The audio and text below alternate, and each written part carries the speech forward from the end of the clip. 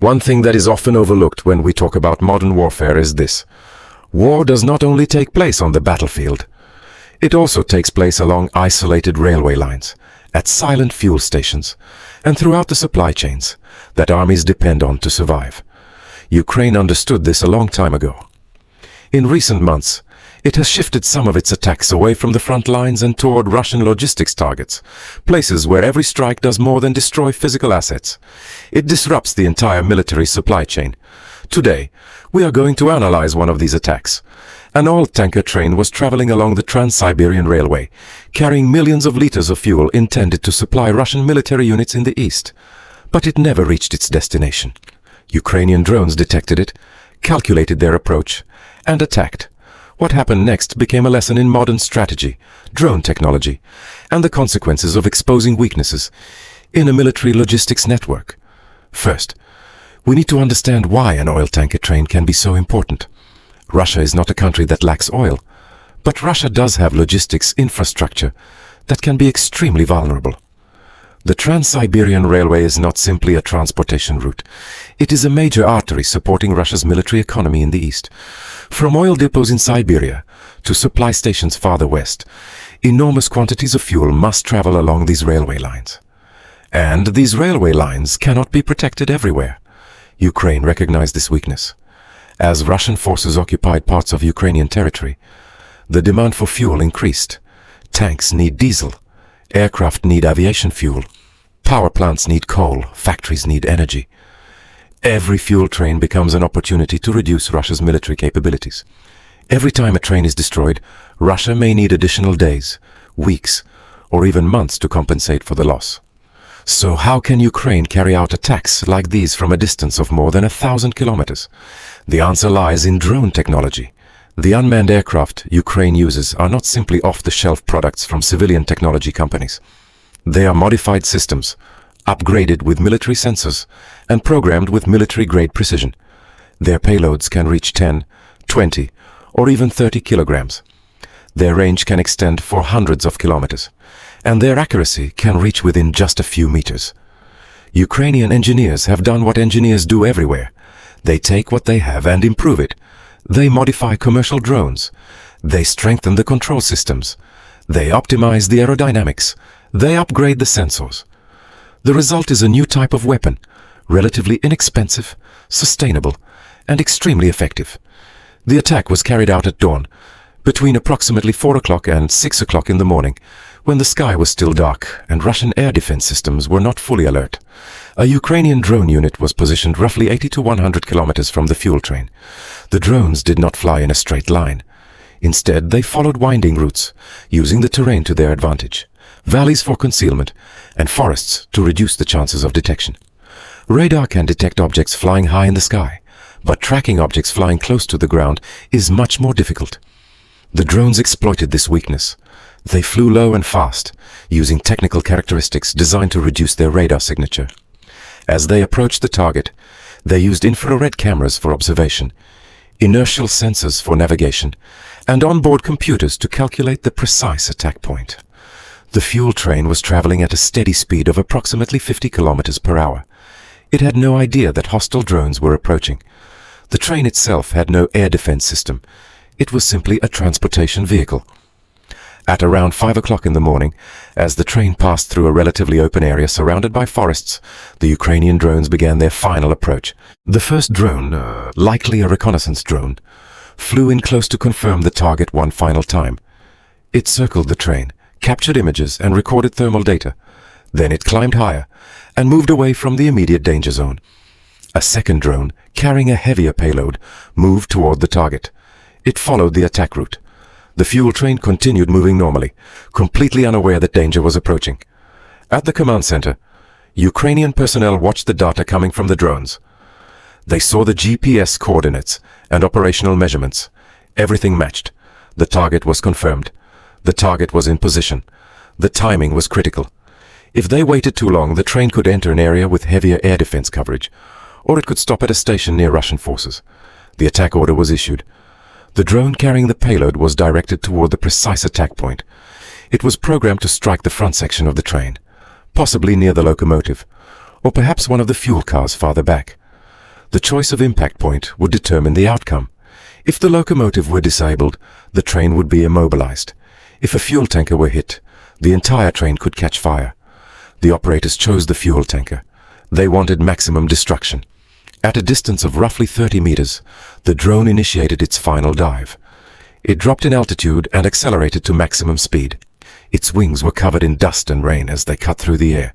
The driver of the fuel train, if anyone happened to look outside at that exact moment, might have seen a small dark shape approaching. But perhaps they did not. Perhaps everything happened too quickly. The drone struck. The explosive payload detonated. Energy was released in an instant. The first fuel tanker was breached. Fuel began pouring out. The heat from the explosion ignited the fuel. A massive fireball formed. A bright red glow illuminated the surrounding area. The other fuel tankers, heated by the initial explosion, began exploding one after another. The entire train had now become a moving inferno. Flames spread from one tanker to another. Hot gases rose into the sky, forming thick columns of black smoke. Debris from the train was thrown in every direction. Anyone nearby would have been in extreme danger. Even hundreds of meters away, people could feel the force of the explosion. The Ukrainian drones, their mission complete, climbed higher and left the danger zone. They transmitted their final signals back to the command center. Target destroyed. Mission complete. The personnel at the command center recorded the successful strike. They prepared their reports. The information was sent to higher command and shared with other military units, political leaders and the media when appropriate. But what about the Russian side? At Russian radar stations in the area, they may have detected radar signatures from the drones. But perhaps those signals were initially interpreted as interference or small targets that did not appear significant. Russian air defense systems faced a difficult situation. They were designed primarily to protect against fighter aircraft and cruise missiles. They were not designed to defend against large numbers of small, low-flying drones approaching different targets every day. However, if Russia had detected the drones in time, they could have been intercepted. Anti-aircraft guns, short-range missile systems, and machine guns could all pose a threat. But it was a dark night. The drones were small and fast, and Russian air defense systems had to cover enormous distances to protect the entire network. As a result, the drones escaped without being intercepted. When the sun rose, Russian forces discovered the scene. A fuel train had been destroyed. Much of it had burned completely. What remained were twisted metal frames. The fuel tankers were badly damaged. The railway infrastructure had also been damaged. The signs of a major attack were obvious. Russian forces began an investigation. Technical teams were sent to analyze the wreckage. They searched for fragments of the drones, interviewed witnesses, and attempted to determine exactly what type of weapon had been used. Reports began moving up the chain of command. A fuel train had been destroyed. How much fuel had been lost? Estimates suggested approximately 25 to 30 tons of fuel. What was the financial cost? At current global oil prices, that could represent roughly $2 to $3 million. But that was only the value of the fuel itself. Add the cost of the train, replacement costs, labor, repairs, and accident cleanup, and the total damage could rise rapidly. How could Russia replace it? First, the railway infrastructure would have to be repaired. Damaged sections of track would have to be removed. Broken materials would need to be replaced.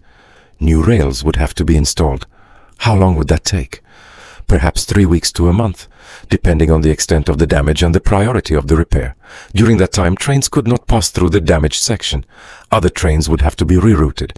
But how many alternative railway routes are available across Siberia? Not many. Most are already operating close to capacity.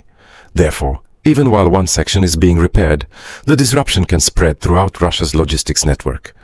At supply stations farther west, fuel reserves would begin running down faster than expected. Military units would have to reduce consumption. Fuel allocations for fighter aircraft could be reduced. Diesel supplies for tanks could be reduced. Every theater of war would have to compete for priority. Occupied cities, supply depots, air bases. Which locations should receive fuel first?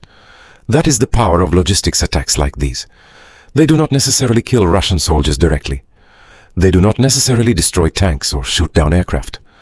Instead, they disrupt the lifeblood of the military. Without fuel, aircraft cannot fly. Without diesel, tanks cannot move. Without food, soldiers cannot survive. That is why modern warfare is also a war of logistics. Supply chains are among the greatest vulnerabilities of any military force. Ukraine recognized this weakness. Since 2022, Ukraine has targeted railways, oil refineries, fuel depots, and bridges used to maintain Russian supply lines. Russian engineers understand that these facilities are vulnerable targets. They have attempted to strengthen their defenses, but they cannot protect everything. There are too many railway lines, too many bridges, and too many fuel depots. The Russian military cannot defend them all, and so the attacks continue. It is not only about fuel trains. There have been attacks against oil refineries in Bryansk, Smolensk, and other locations. There have been attacks against power facilities. There have been attacks against bridges. Ukrainian engineers are effectively fighting against the entire Russian supply chain. The effects of these attacks are significant. Military analysts have pointed to declining availability of Russian combat vehicles. Fighter aircraft may have fewer operational hours. Large-scale military operations may become more difficult to sustain. And much of this comes back to logistics. If Russia cannot move enough supplies, it cannot fight as effectively. It is an ancient lesson of warfare that many generals have learned throughout history. Logistics can determine the outcome of battles. From Ukraine's perspective, these attacks represent a major strategic opportunity. They can damage Russian military capabilities without engaging Russian forces directly. A drone may cost tens of thousands of dollars. A fuel train can represent millions of dollars in equipment and fuel. That creates a favorable cost-exchange ratio for Ukraine. From Russia's perspective, however, the situation is extremely damaging. Every destroyed fuel train represents equipment that is difficult to replace, a significant financial investment, and a reduction in military capability. More importantly, this is not simply about one fuel train. It represents a broader Ukrainian strategy. Ukraine cannot easily afford to win a traditional war of attrition against Russia.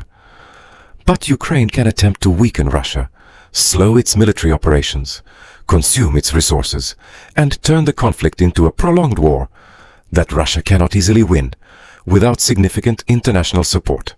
That is the core of the strategy, and according to the reports referenced in the source, it appears to be having an effect. Russia has faced serious logistical challenges. Military expectations and operational plans have had to be adjusted. Campaign plans have had to be rewritten, all because railway lines can be destroyed, fuel depots can burn, and supply trains can be attacked. That is the hidden power of modern warfare. It is not always about destroying major strategic targets.